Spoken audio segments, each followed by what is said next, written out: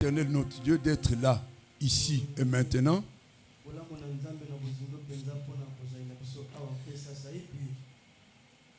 Nous rendons grâce à Dieu en nous souvenant, et c'est ce qui est écrit, c'est là la vérité, que c'est lui qui nous a aimés le premier.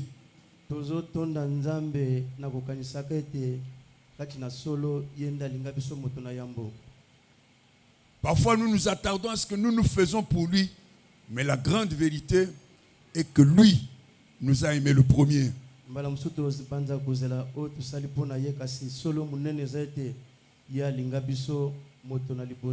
Que c'est lui qui nous a élus, dit la Bible, avant la fondation du monde. Que c'est lui qui nous a appelés par sa grâce. Et c'est lui qui nous a transformés. C'est lui qui a fait de nous, qui étions autrefois des pécheurs, ses propres enfants. Chaque fois que nous sommes réunis, où que nous le soyons, nous nous souvenons que nous sommes le troupeau de son pâturage.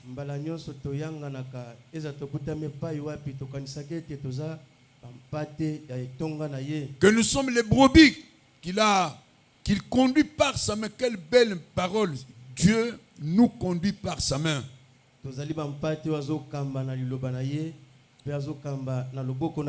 Alors nous sommes vraiment heureux de vous saluer tous au nom du Seigneur Jésus. Vous, nos bien-aimés qui êtes ici, que nous avons la joie et le bonheur de voir et d'entendre.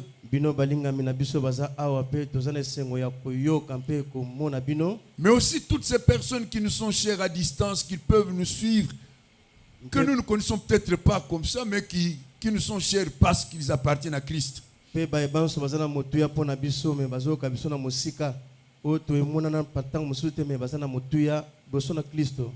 Nous appelons la grâce, la paix et les consolations de notre Dieu sur la vie et la maison de chacun de vous. Et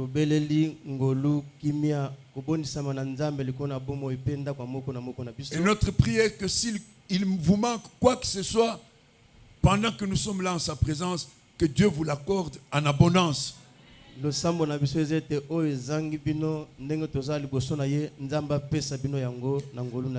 allons relire nos Bibles en recommençant par Romains chapitre 1er.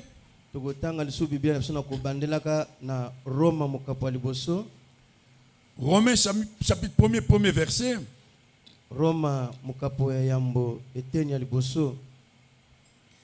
Paul, serviteur de Jésus-Christ, appelé à être apôtre, mis à part pour annoncer l'évangile de Dieu, qui avait été promis auparavant de la part de Dieu par ses prophètes dans les Saintes Écritures.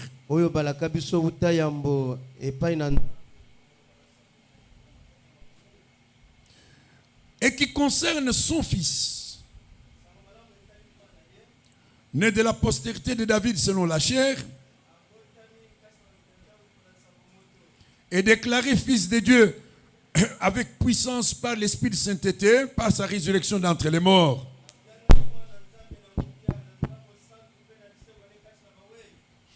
Et le Fils, son Fils, c'est Jésus-Christ notre Seigneur.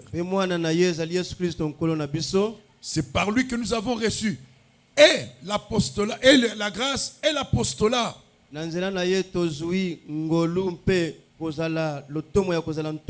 Pour amener en son nom à l'obéissance de la foi tous les païens. Même chapitre, Romains 1er chapitre, verset 16, verset 17.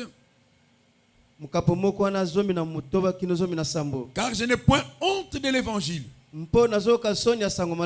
C'est une puissance de Dieu pour le salut de quiconque croit. Retenons cette dernière phrase de celui de quiconque croit. Puisque en l'évangile est révélée la justice de Dieu. Justice qui s'obtient par la foi Et pour la foi, selon qu'il est écrit, le juste vivra par la foi. Nous y ajoutons Éphésiens chapitre 2 versets 8 à 10. Car vous êtes sauvés par la grâce. C'est par la grâce que vous êtes sauvés. C'est bien, la formulation est très précise. Par le moyen de la foi. Retenez ce deuxième membre-là parce que c'est de ça que nous allons parler. Par le moyen de la foi. Cela ne vient pas de vous. C'est le don de Dieu. Ce n'est pas le fruit des œuvres. Afin que personne ne se glorifie. Car nous sommes son ouvrage. Nous sommes, nous, Église, enfants de Dieu, hommes et femmes qui appartiennent à Christ. Nous sommes le miracle de Dieu. Et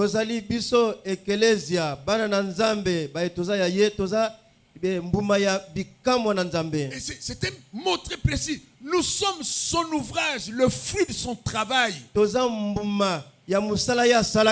Pas celui de l'église. Pas celui du daddy. Non, nous sommes l'ouvrage de Dieu. Parce que nous avons été créés en Jésus-Christ pour les bonnes œuvres que Dieu a préparées d'avance afin que nous les pratiquions. Deuxième épître de Paul à Timothée, chapitre 1er.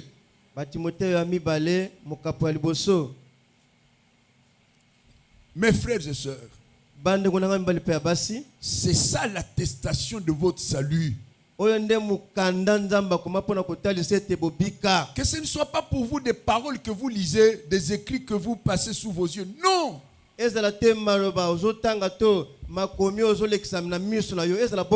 Nourrissez-vous de ça. 2 Timothée chapitre 1er verset 8. N'ayez donc point honte du témoignage à rendre à notre Seigneur. N'ayez point honte de moi, son prisonnier. Mais souffre avec moi pour l'évangile par la puissance de Dieu. Et c'est quoi l'évangile pour nous? L'évangile, la bonne nouvelle pour nous est que Dieu nous a sauvés. Il ne nous sauvera pas. Il n'a pas promis de le faire. Dieu n'est pas en train de le sauver. La bonne nouvelle, l'évangile, est que Dieu nous a sauvés. Non à cause de nos œuvres à nous, mais selon son propre dessein. Selon la décision souveraine et éternelle qu'il a prise là, avant la fondation du monde. Selon la grâce qui nous a été donnée, regardez bien, en Jésus-Christ notre Seigneur, avant les temps éternels. Selon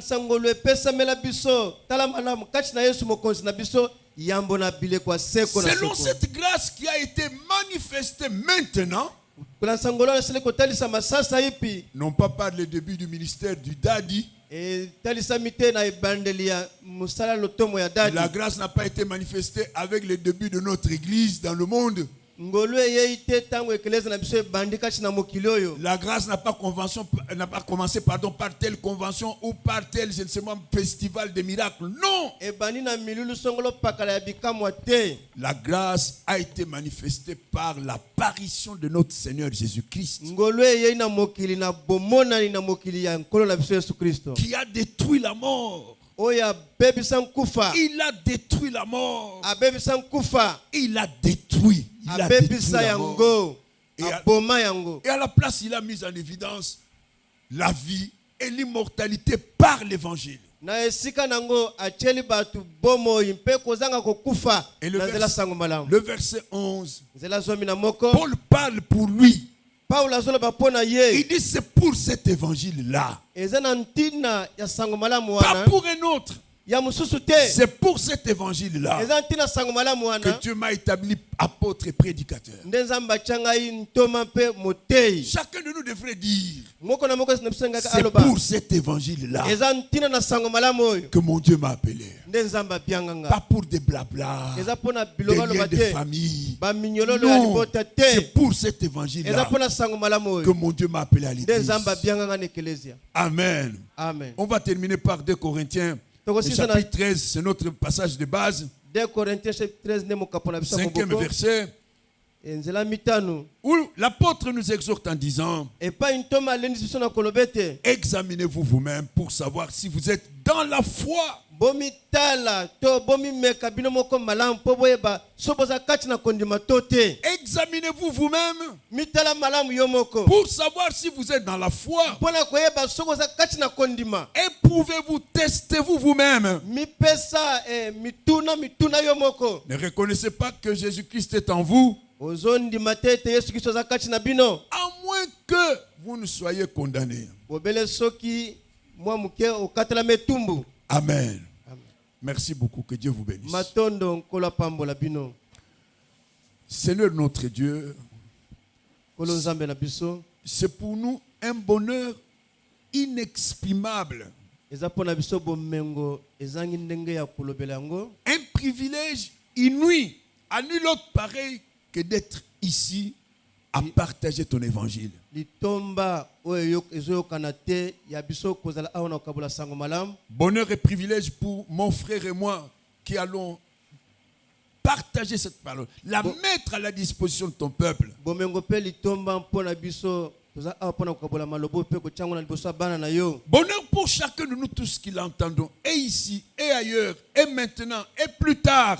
Bola mpona ba nyoso baza bakoyoka yango ezala awa pe na musika to sima mikolo. Car il est écrit Poye komama ete que Dieu veut que tous les hommes soient sauvés, parviennent à la connaissance de la vérité. nzamba lingi bat nyoso babikisama mpe bakoma na boyebi na solo. Et c'est que nous te demandons, Oto sengi yo et que par la prédication de ta parole aujourd'hui, nazali te ya sango malamu no lelo. et partout passera cette prédication, Et pas nyoso lite yo kolekana. que de multitudes d'hommes et de femmes soient sauvés et parviennent à la connaissance de la vérité.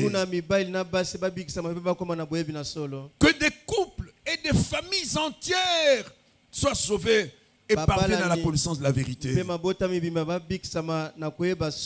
Que Jésus soit connu, qu'il soit reçu, qu'il soit honoré, qu'il soit glorifié comme il a dit, comme le seul nom qui nous a été donné par lequel nous devions être sauvés. Que toute la gloire en revienne à toi seul. Dès maintenant dans notre vie et dans notre église et pour l'éternité. Amen. Amen. Nous poursuivons par la grâce de notre Dieu cette étude. Ça a été long, mais ça a été vraiment utile.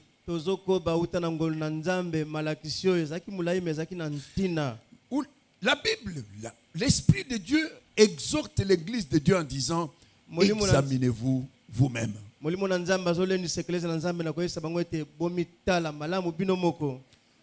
savez, il y a deux personnes qui nous donnent un triste constat de l'histoire du peuple d'Israël. Le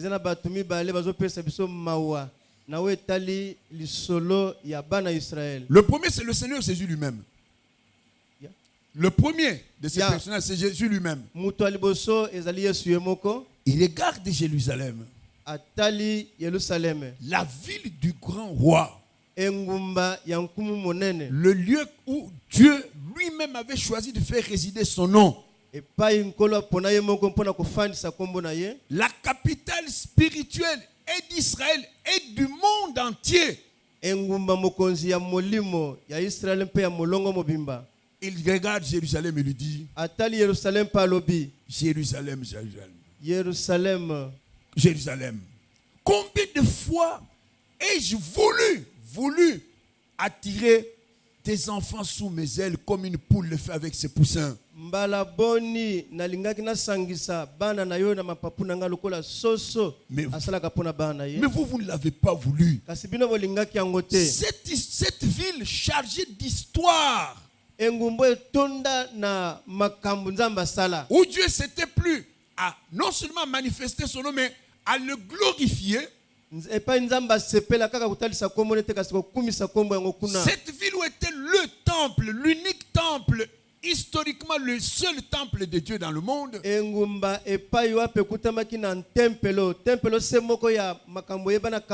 Le Messie pleure sur Jérusalem. Et il finira par leur dire, cette maison dont vous vous glorifiez, cette maison que vous vantez, restera déserte.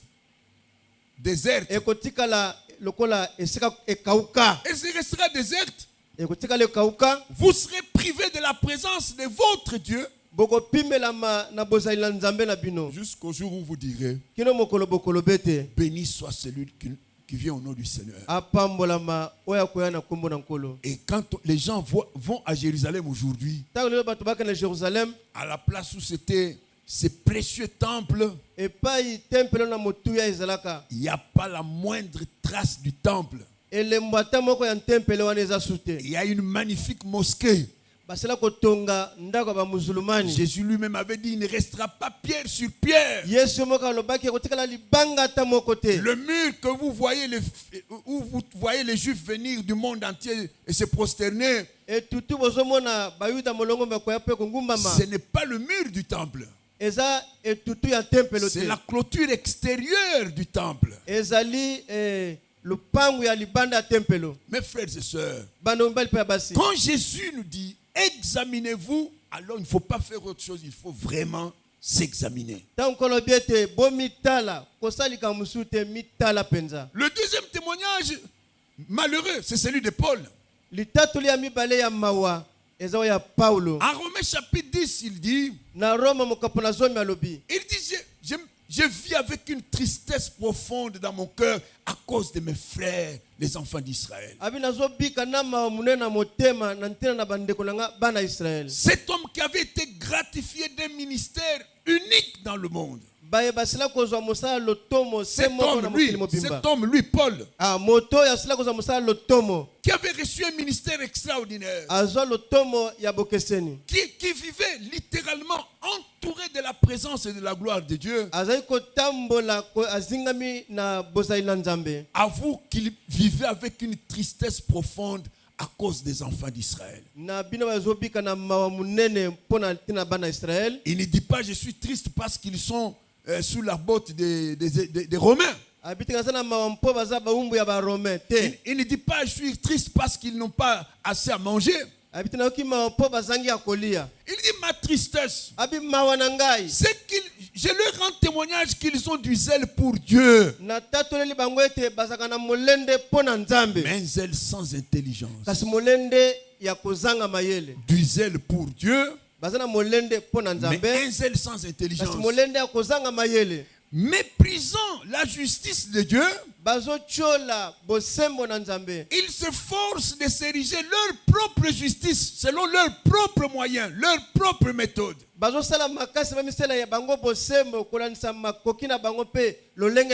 Et ce faisant, ils se privent de la justice de Dieu. Alors quand Paul nous dit, et le dit à chacun de nous, examinez-vous vous-même, il faut vraiment s'examiner soi-même. Et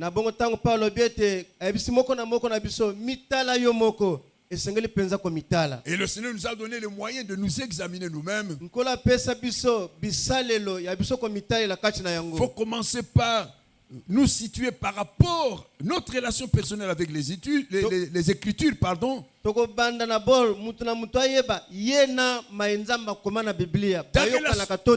rapport personnel à Jésus, le Fils du Dieu vivant, Et nous sommes en train d'examiner ton rapport à l'évangile de Christ. L'évangile, nous l'avons dit, est parole du royaume. On ne va pas s'attarder là-dessus. L'évangile est parole de salut. Son but, ce n'est pas de nous rendre riches financièrement, matériellement, comme ça se raconte partout aujourd'hui. Son but premier n'est pas de venir régler nos conflits familiaux, comme ça se raconte aujourd'hui. Le but de l'évangile, ce n'est pas de nous permettre de régler leur compte à nos ennemis. Non. L'évangile est annoncé pour que celui qui croit soit sauvé. Que celui qui le reçoit soit sauvé par lui. Et nous sommes sauvés. L'évangile est parole de grâce. Je reviens là avant de continuer. La grâce. C'est ce qui est écrit. C'est par la grâce que vous êtes sauvés. Ceux qui sont sauvés le sont par la grâce. Par aucun autre moyen humain. Il n'existe pas de méthode substitutive à la grâce de Dieu. Rien ne remplace la grâce de Dieu. Ni les déclarations de ton pasteur, ni ses impositions de main, ni l'eau dont on t'asperge, ni l'huile dont on enduit ton corps. Rien. Absolument rien ne remplace la grâce de Dieu. La Bible affirme, et c'est là la seule vérité, c'est par la grâce que vous êtes sauvés. Si tu obtiens quelque chose de Dieu, même si ça ne pèserait que 0,00001 milligramme, tu l'as reçu par la grâce de Dieu. C'est une folie de penser mes prières quand je suis allé à la montagne et que j'ai donné ceci et encore, c'est de la folie.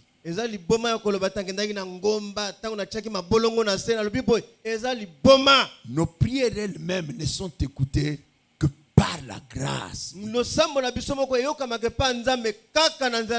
Nos offrandes ne sont agréées que parce que Dieu veut bien les agréer. Un jour, il finit par à dire aux enfants d'Israël, éloigne de moi les bruits de tes cantiques, je n'en veux pas. En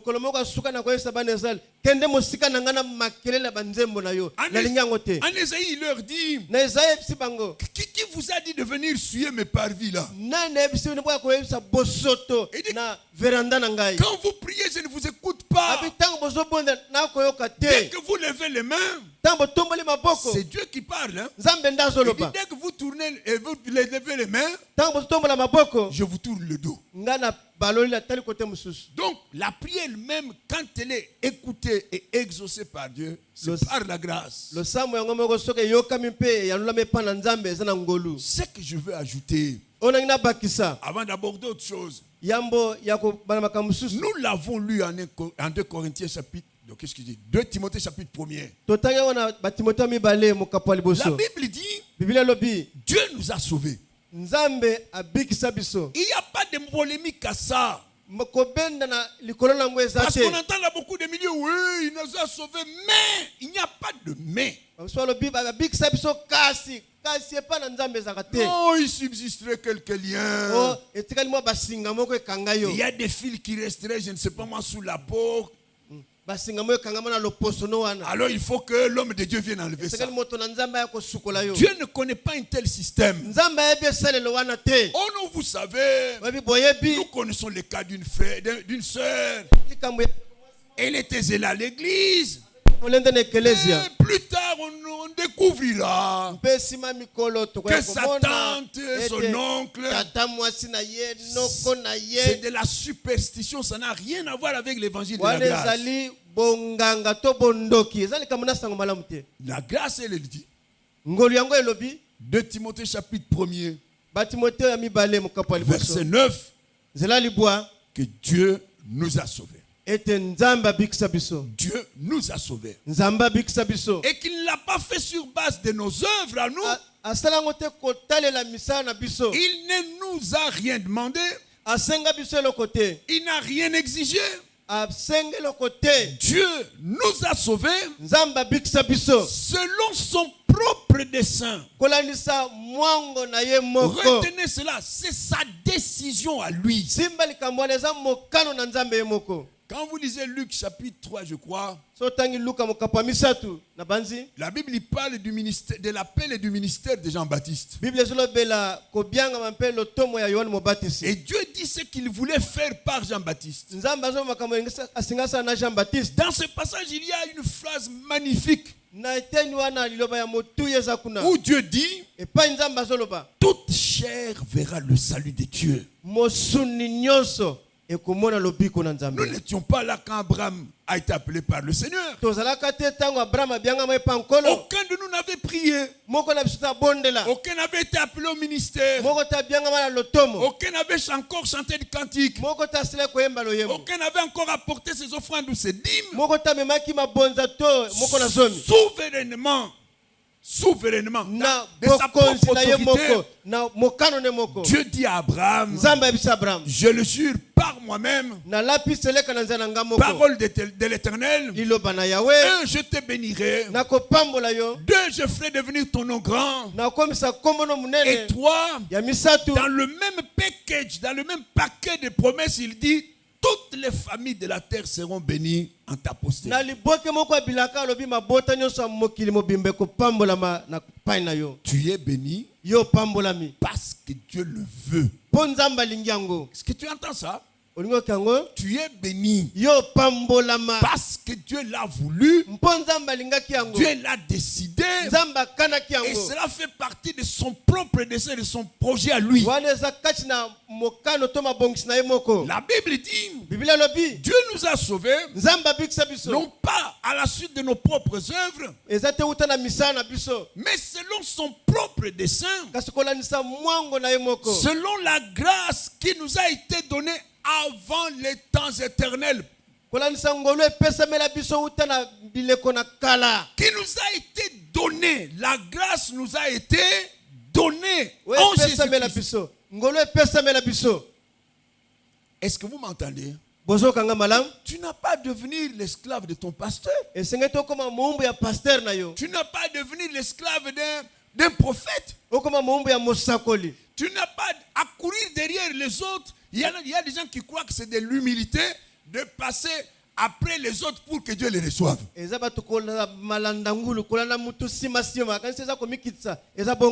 le répète, la grâce de Dieu rend chacun de nous éligible au salut de Dieu.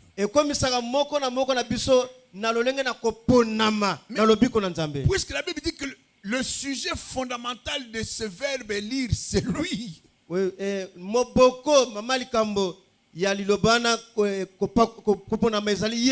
est écrit que Dieu nous a choisis, nous a élus avant la fondation du monde. Donc la grâce de Dieu, le cœur tendre et généreux de Dieu t'a rendu éligible à toutes les richesses de Dieu.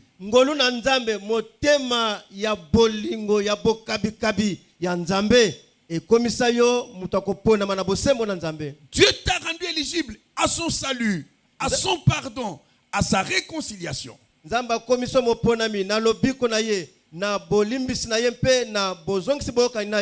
pour ça qu'il t'a choisi. Dieu te veut éligible à sa bénédiction. Dieu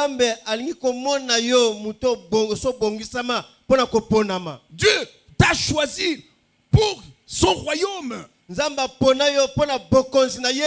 Et la Bible précise que cette grâce qui est source de salut pour tous les hommes nous a été donnée en Jésus-Christ. Nulle part ailleurs. En quelqu'un, en personne d'autre. En Jésus-Christ. La grâce de Dieu nous a été donnée en Jésus-Christ. Donc, ne te fais pas l'esclave de qui que ce soit parce qu'il prétend qu'il a je ne sais quel don. Vous me suivez? Quand tu prends Jean chapitre 1er, 37e verset, si vous avez l'occasion de le lire rapidement avec moi, il est écrit. Regardez ce que disent les Écritures. La loi a été donnée par Moïse. Mais regardez la suite. La grâce et la vérité sont venus. Vous entendez ce verbe-là? Venu. La grâce et la vérité sont venus par Jésus-Christ. Donc, le communicateur de la grâce, ce n'est pas ton pasteur. Ce n'est pas le daddy.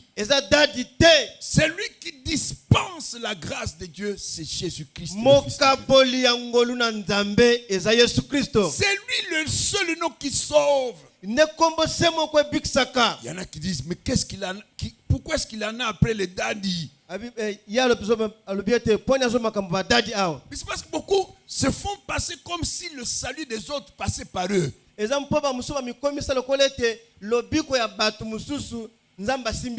Un conducteur spirituel a sa place, son rôle et son importance dans l'église de Dieu. Mais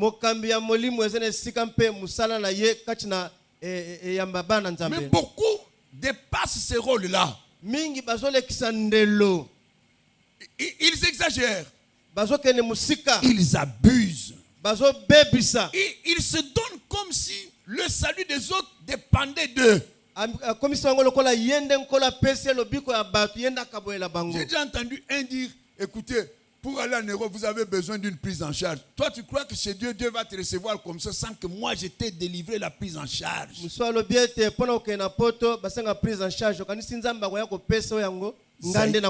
Zaïrois. Ce sont des Zaïrois. Des escrocs. Qui t'a établi? Dis-moi, où est ton bureau? Quel est ton bureau où tu délivres des prises en charge pour aller au ciel?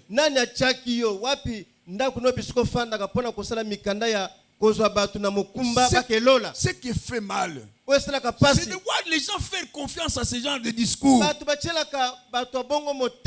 Il y en a même qui se font payer. Pour que j'ai pris pour toi, tu apportes une grosse offrande.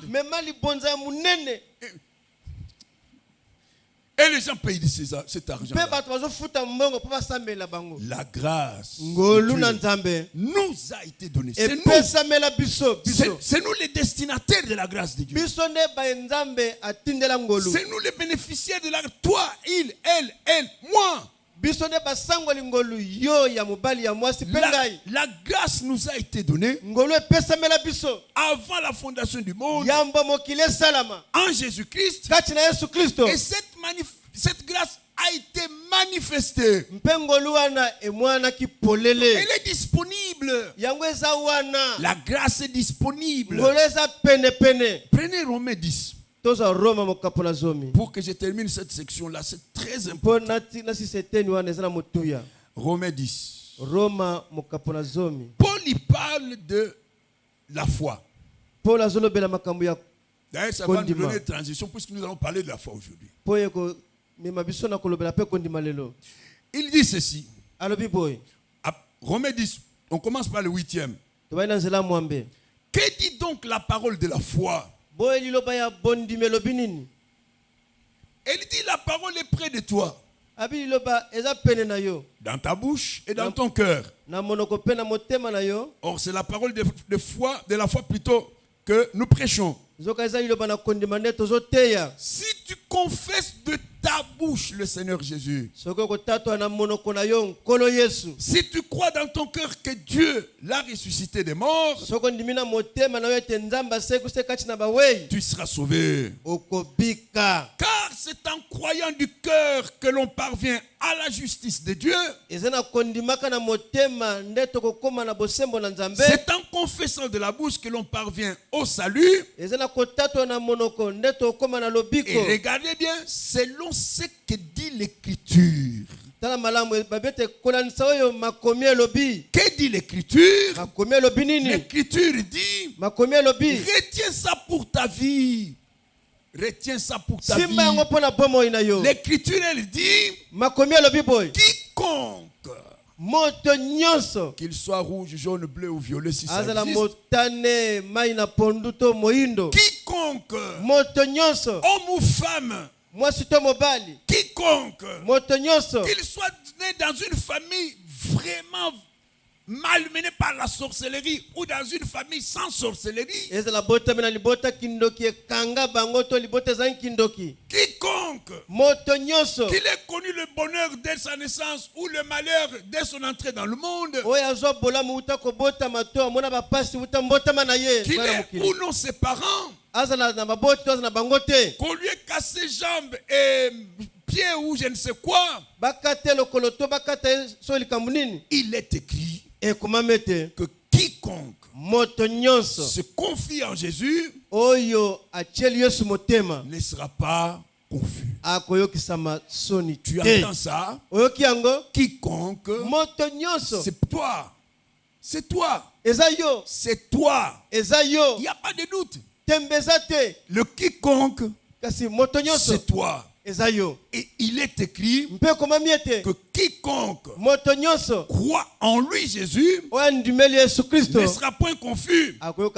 Pourquoi? Regardez le verset suivant. Il est écrit, et c'est ça la grâce, c'est ça la manifestation de la grâce. Il est écrit, car il n'y a aucune différence.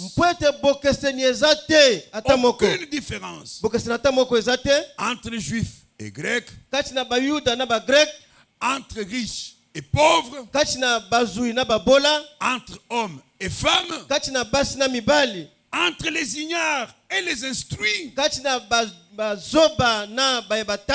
ceux qui avaient été préalablement ensorcelés et envoûtés et d'autres qui ne l'avaient pas été. Il n'y a aucune différence. Pourquoi? La Bible répond, parce qu'ils ont tous un même Seigneur qui est riche pour tous ceux qui l'invoquent.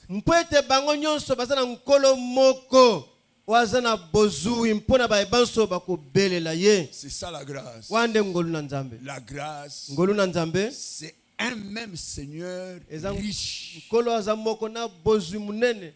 Un même Seigneur riche. C'est ça la grâce. Parce que si on dépendait de plusieurs personnes, certains seraient généreux, l'autre pas. D'aucuns seraient gentils, d'autres le seraient moins. Certains seraient disponibles, d'autres ne le seraient pas. La bonne nouvelle, la grâce de Dieu qui sauve, qui pardonne, qui régénère, qui transforme des vies et des familles. La grâce a été manifestée en ce que tous, sans distinction, personne n'est privilégié, personne n'est rejeté. La bonne nouvelle est que nous avons tous un même Seigneur, riche pour tous. Il est riche pour tous. pour toi aussi, pour ta famille aussi. Tu devais être heureux. Tu dois être heureux. Tu dois avoir de l'espoir. Ce qui te résiste aujourd'hui ne continuera pas de te résister. Ce qui se dresse devant toi maintenant ne continuera pas à le faire. Ce qui te combat aujourd'hui ne continuera pas à le faire. Parce qu'ils ont tous ils ont un même Seigneur qui ne fait point exception de personne. Quand Pierre arrive chez Corneille,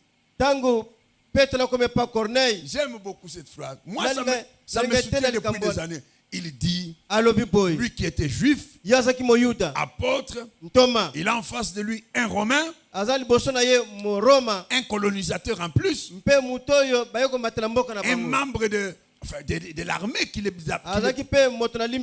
Il dit à Corneille, je reconnais que Dieu ne fait point exception de personne.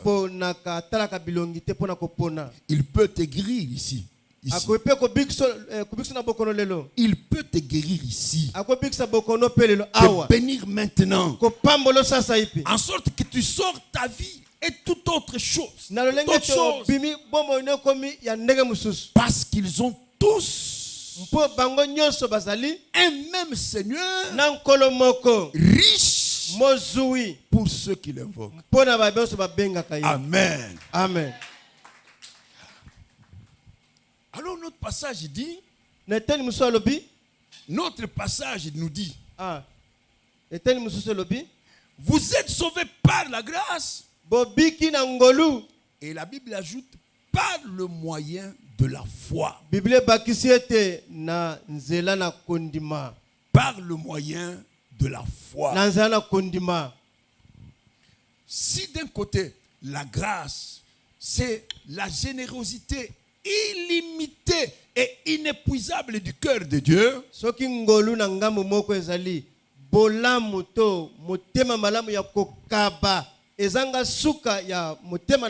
sa richesse qu'il met à la disposition de tous. Mais cette grâce n'agit que dans la vie de celui qui croit.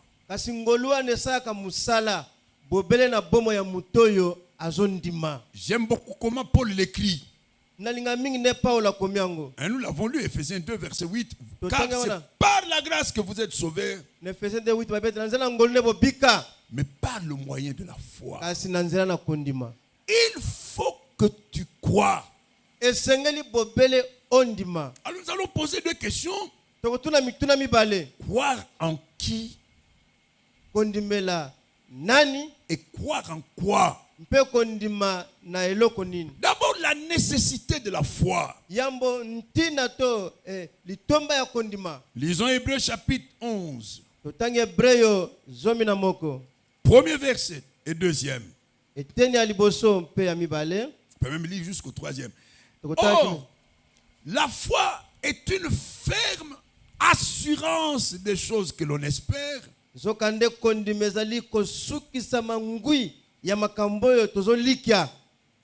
Une démonstration des choses qu'on ne voit pas encore. Et regardez le verset 2. Pour avoir possédé la foi, les anciens ont obtenu de Dieu un témoignage favorable.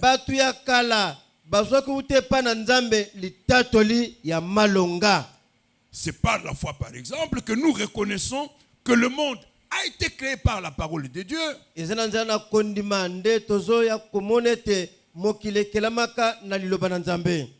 En sorte que ce qu'on voit n'a pas été fait des choses visibles.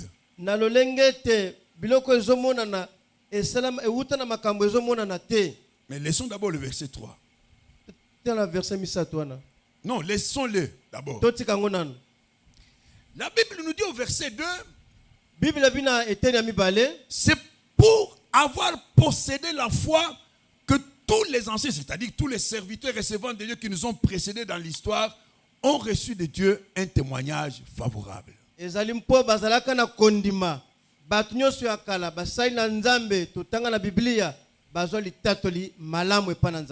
Tous ceux qui ont vu la gloire de Dieu dans leur vie, dans leur famille, qui ont vu et vécu des miracles inouïs,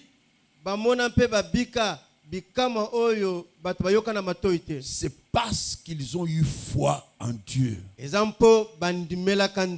Retenez cette leçon-là. Parce qu'aujourd'hui, dans beaucoup de milieux chrétiens, on passe le temps à convaincre les hommes d'autres méthodes. Si tu vas dans un lieu, on te dira non. Si Abraham a eu un enfant, c'est parce qu'il aurait détruit les autels de sa famille. Dans un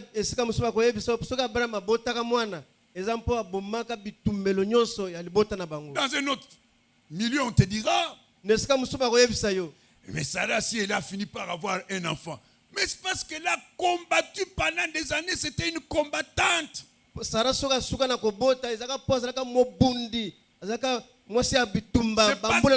Elle avait réussi à éliminer tous les ennemis de sa famille, tous les liens.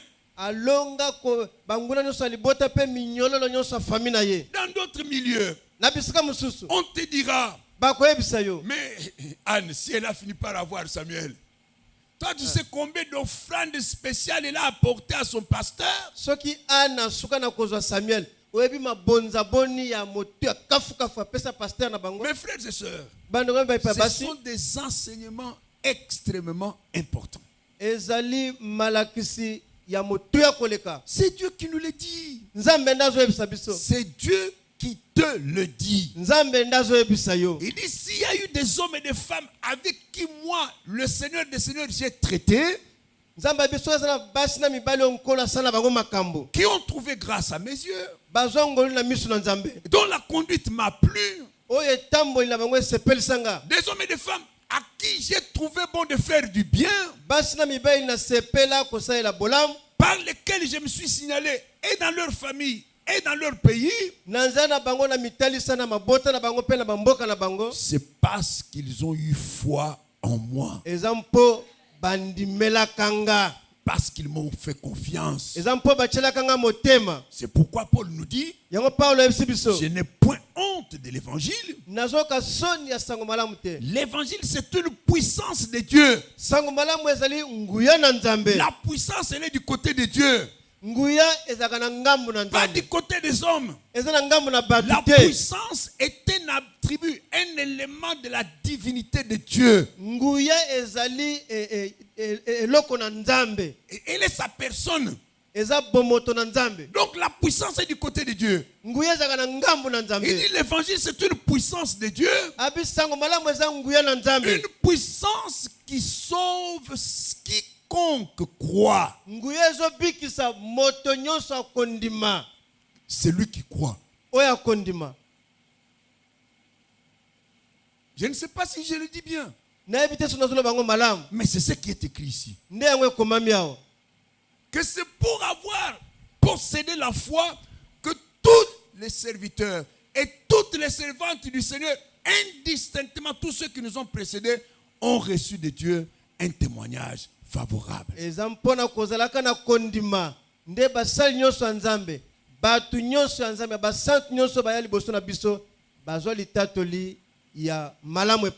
Parler de la foi, c'est parler de ta responsabilité. Dieu est responsable de sa grâce. Dieu est responsable de sa grâce, de sa puissance, de son Fils, de l'œuvre accomplie par son Fils. De son côté, tout est fait. Du côté de Dieu, il ne manque absolument rien pour ton salut. Mais la foi, c'est ta responsabilité. Et malheureusement, c'est là que beaucoup échouent. Ils préfèrent placer leur foi en des hommes comme eux. On leur a dit que leur daddy, à sa naissance, sa maman rencontrait un éléphant à la sortie de la case. Et comme elle avait peur, l'enfant criait. Et l'éléphant est tombé par terre. Alors quand il regarde leur daddy, il dit, s'il a pu effrayer un éléphant, non. La foi. La foi. L'habitude aujourd'hui, moi, daddy, je me tiens devant vous. J'ai fait des déclarations. Cette semaine, on t'appellera à la présidence. Tout le monde crie Amen, je reçois. Cette semaine, tu auras ton visa pour aller en Europe. Tout le monde répond, je reçois. Mais en Europe, qui te connaît d'abord là-bas? Tu n'as engagé aucune démarche. J'ai vu ça dans une église. Un daddy qui dit à l'église qu'il veut devenir ministre dans le prochain gouvernement. Alors beaucoup doivent se mettre debout. Et puis il regarde ceux qui n'ont pas levé les doigts. Il dit, vous avez condiment. Où est le gouvernement Ninyango? Calme-toi, boy. Mutulwa anga bonne na vandika bo baba le menga ministre na utile papa président ya nini yebisanga ya secteur hein na uli sama ngo makasa na gendo sa nini kuna ministère une église hein? Et il se permet de dire à ceux qui n'ont pas levé leurs doigts, vous n'avez pas la foi. Donc la foi ça devient un jeu. C'est du pari sportif. Ou n'importe qui, même Bababouka Pik, il peut espérer qu'on le nomme dans le prochain gouvernement quand même. Ça c'est quel pays? Quelqu'un avait écrit un livre en disant la RDC c'est le pays des hommes inconscients. Inconscient. Comment toi prédicateur, un homme, un intellectuel en plus, peux-tu imaginer que du jour au lendemain, Nzambo ya Lola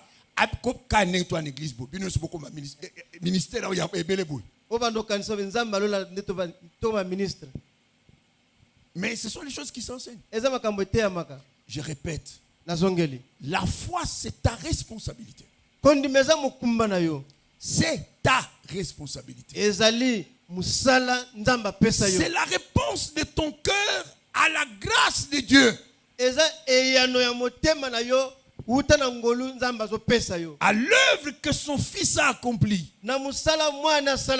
et à l'appel que tu reçois par la prédication de l'évangile. Il faut que tu te mettes ça dans le cœur. Personne ne croira à ma place. Personne ne le fera. Le mari ne le fera pas pour son épouse, ni l'épouse pour le mari. Le père ou la mère ne le feront pas pour leurs enfants. Les enfants ne le feront pas pour leurs parents. Personne d'autre ne peut le faire à ta place. Faut pas que tu dises, quand j'entends ça, ça me fait pleurer. Notre pasteur est un homme vraiment de foi. Sa foi le sauvera lui et sa famille. La foi c'est ta responsabilité. C'est à toi de répondre à l'appel de Dieu. C'est à toi de répondre à l'évangile de Dieu. Il faut sortir de ce système-là. On compte sur la foi des autres. C'est ainsi quand on dit frère ou assemble la macasse, tout le monde se précipite vers le frère parce qu'il croit que sa prière à lui sera exaucée et non la mienne. Et qu'on apprend, non, lui, il prophétise aussi, dit, oh là là, lui, le ciel chez lui est plus près qu'ailleurs. Non, la foi, il faut que tu aies la tienne. C'est pour avoir possédé la foi que tous les anciens ont reçu de Dieu un témoignage favorable. Et d'ailleurs, nous l'avons lu dans l'Épître aux Romains. Paul dit que nous prêchons pourquoi? Pour amener les païens à l'obéissance de la foi.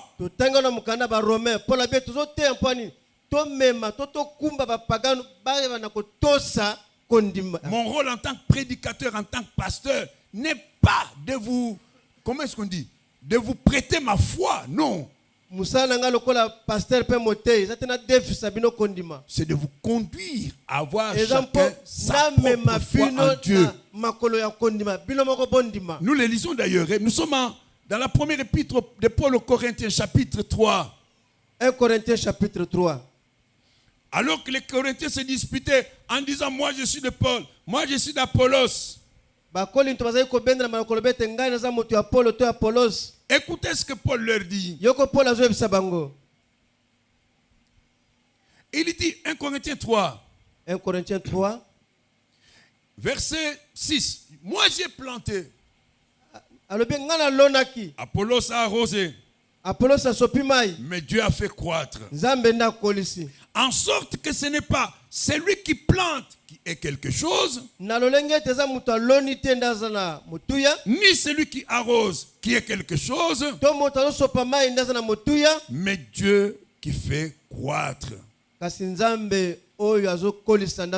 répète, c'est la deuxième fois qu'il le répète. Et au verset 8, il ajoute, celui qui plante et celui qui arrose sont tous égaux.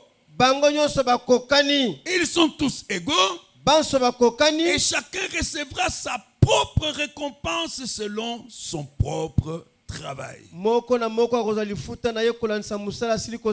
D'ailleurs, j'ai oublié, c'était le verset 5 que j'ai cherché dès le départ. Il dit, qui est donc qu'Apollos? Qui est-ce que Paul? Des serviteurs par le moyen desquels vous avez cru. C'est très important à notre époque de nettoyer les cœurs et les pensées. Parce qu'il nous est dit, examinez-vous vous-même. Et vous remarquerez, c'est ça le thème de notre étude, examinez-vous vous-même pour savoir si vous êtes dans la foi.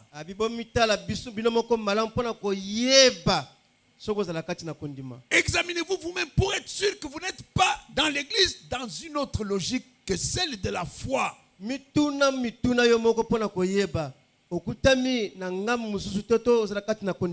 y a des églises et j'ai été choqué.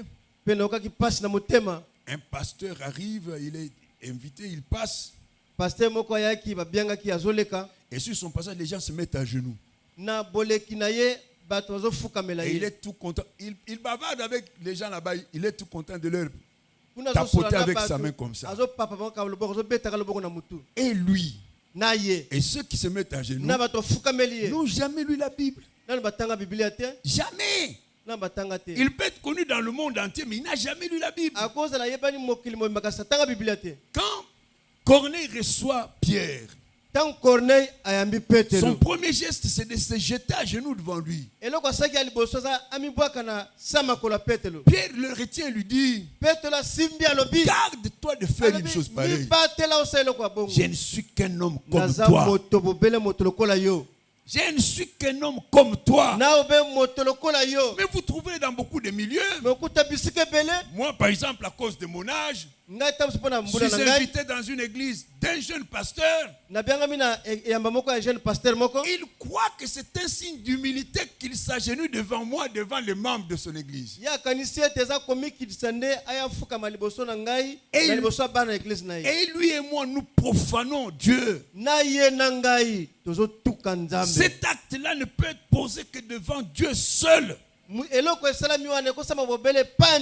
Dieu seul. Examinez-vous, mes frères et sœurs. Et Paul précise, pour savoir si vous êtes dans la foi. Pour que tu saches si personnellement tu vis dans la foi. Écoutez comment lui-même le dit. Nous sommes en Galates chapitre 2. Au 20e verset, l'apôtre Paul écrit: moi Paul, j'ai été crucifié avec Jésus-Christ. Et si je vis aujourd'hui, ce n'est plus moi qui vis. C'est Christ qui vit en moi. Alors quelqu'un peut lui dire: écoute Paul, tu as été crucifié où, comment, quand? Mais écoutez comment il l'explique. Il dit: si je vis aujourd'hui dans mon corps humain, en réalité je vis dans la foi dans le Fils de Dieu qui m'a aimé et qui s'est livré lui-même pour moi. Donc si je m'identifie à Jésus, c'est par la foi, parce que je crois. Si je vis, ce n'est plus moi. Ce n'est plus moi. En réalité, pour moi il n'y a pas de doute, j'ai été crucifié. Le Paul ensorcelable, vulnérable, aux envoûtements, à la maladie, ce Paul-là a été crucifié.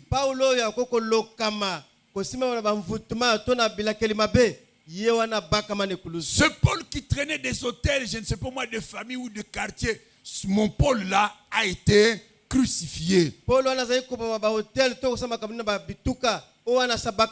Si moi je vis maintenant, ce n'est plus moi qui vis. C'est Christ qui vit en moi. Alors, comment? Mais c'est parce que moi, Paul, j'ai été crucifié. Et pendant que je vis dans mon corps humain, en réalité, je suis soutenu par la foi. Je crois au Christ. Je crois en ce Christ qui m'a aimé.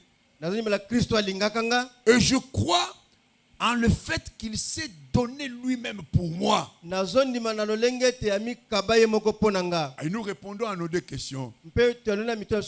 Croire en qui?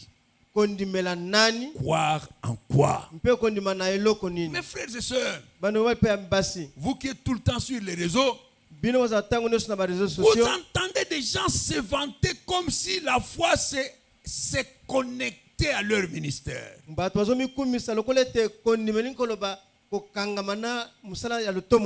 ne connaît pas ce vocabulaire. C'est connecté à mon ministère. Ça ne veut, c'est un non-sens du point de vue de la Bible. Il y en a d'autres qui prétendent qu'ils ont fait alliance avec Dieu. Eux, ils auraient fait alliance avec Dieu. Alors comme vous, Dieu ne vous connaît pas, vous devez faire alliance avec lui. C'est de l'escroquerie. C'est de l'arnaque. Dans la Bible, l'homme ne fait pas alliance avec Dieu. Lisez toute la Bible. Là où il est parlé d'alliance, c'est Dieu qui fait alliance avec l'homme. Parce que l'alliance est un don que Dieu offre à un homme. Rappelez-moi, je vous ai toujours promis, rappelez-moi un jour, on va faire une étude sur l'alliance. Parce que je suis revenu. Ça vous je suis revenu. Rappelez-moi. Oh non, lui il aurait fait alliance avec Dieu. Alors si vous voulez avoir part au bienfait de Dieu, il faut faire alliance avec Dieu. Ça existe dans la magie. Dans toutes les sciences occultes, ça existe. Mais pas dans la Bible. Ça n'existe pas. Paul n'a jamais, ou Paul, ou Pierre, ou Jean, n'ont jamais dit à personne, connectez-vous à mon alliance. Paul, to Pierre, to Jean, Méfiez-vous de ces vocabulaires-là. Il Il faut se connecter à l'homme de Dieu. Alors pour se connecter, évidemment, il faut de l'argent. Tu ne vas quand même pas te connecter à l'homme de Dieu avec juste tes mains. Dieu n'est pas un financier. Dieu n'est pas un financier. La Bible dit, je vais terminer par là pour aujourd'hui, c'est par la grâce que vous êtes sauvés. Et il ajoute tout de suite, par le moyen de la foi. La foi n'est que le moyen de recevoir. Le verbe synonyme de croire, c'est recevoir. Vous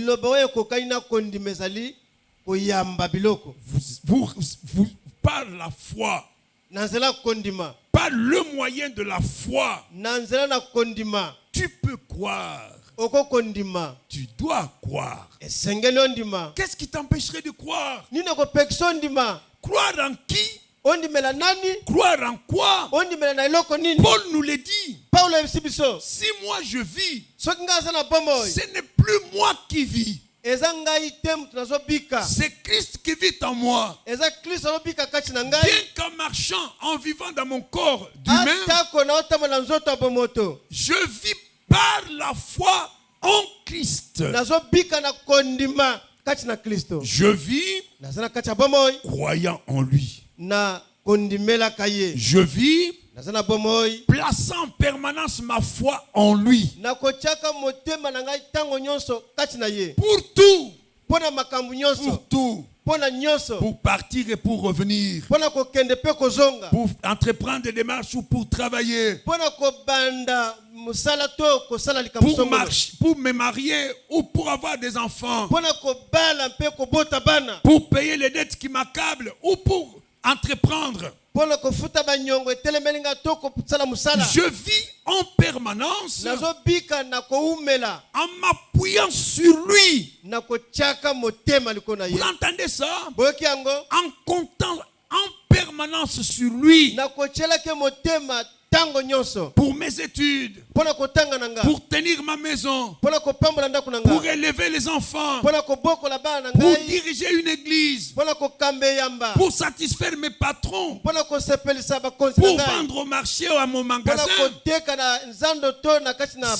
je vis dans mon corps d'humain, en réalité je vis en ayant foi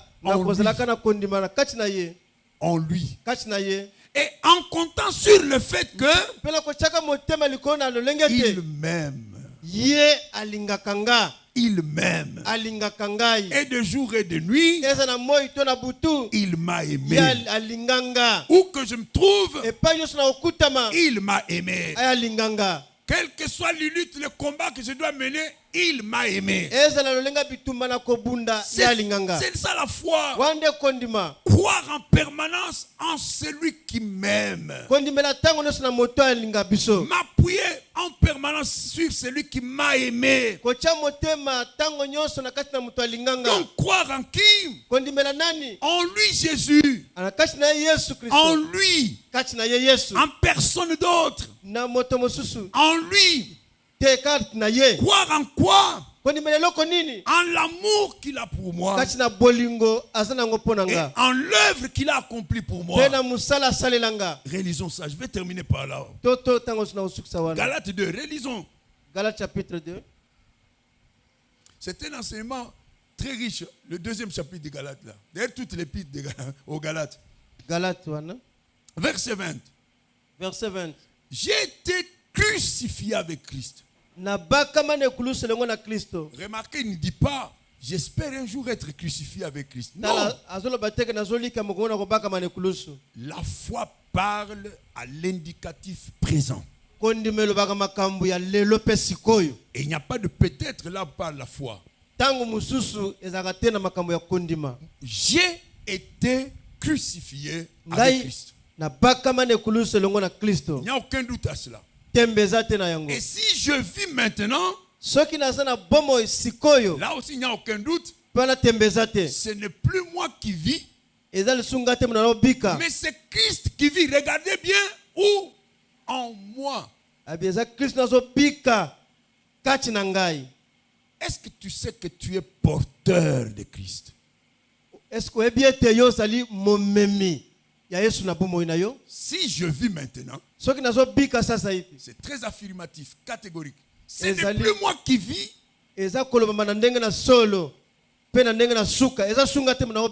c'est Christ qui vit en moi. Et il va expliquer. Il dit, si je vis maintenant dans mon corps d'homme ou de femme, en réalité, je vis dans la foi au Fils de Dieu. Amen. Amen. C'est par la grâce que vous êtes sauvés, par le moyen de la foi. Croire en qui? Croire en quoi? Eh bien, je crois en lui, en personne d'autre. Même si il venait, qu'il changeait ses cymbales, je ne sais pas moi, en lingots d'or. Parce que beaucoup de gens sont impressionnés par ces faux miracles. Moi, j'ai déjà entendu des histoires de sorcellerie que vous ne pouvez pas croire. Des vrais. Mais est-ce qu'on va croire aux sorciers parce qu'ils font ça? Mais certains ont déjà vu les groupes pendés qui arrivent ici. Ouais, quelqu'un qui se trouve les joues avec des flèches, des vraies flèches. Il met une torche enflammée dans la bouche. Hein? Et quand il sort ses flèches, pas la moindre trace. Est-ce qu'on va croire en lui parce qu'il fait ça? Non. Nous croyons à Jésus-Christ, le Fils du Dieu vivant. Et nous croyons qu'il nous a aimés. Nous croyons cela, il n'y a pas de doute. Il nous a aimés et il s'est livré lui-même pour moi.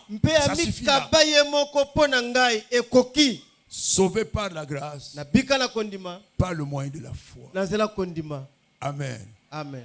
Dieu voulant, nous continuons. Bon, si tu es fatigué, tu me fais signe. Après